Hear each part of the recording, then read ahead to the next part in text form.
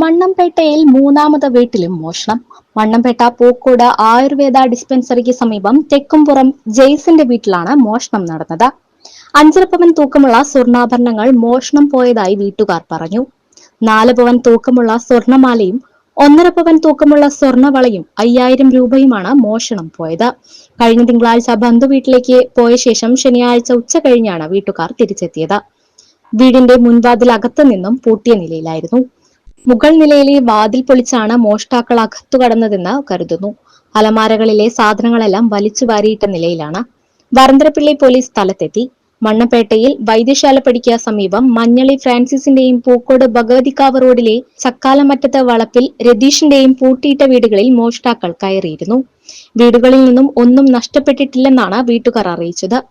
ഇതിനിടയിലാണ് വൈകിട്ട് തെക്കുംപുറം ജേസിന്റെ വീട്ടിൽ മോഷണം നടന്നത് അറിയുന്നത്. പൂട്ടിയിട്ട വീടുകളെ കേന്ദ്രീകരിച്ച് മോഷണം നടത്തുന്ന സംഘമാണ് ഇതിന് പിന്നിലെന്ന് സംശയിക്കുന്നു.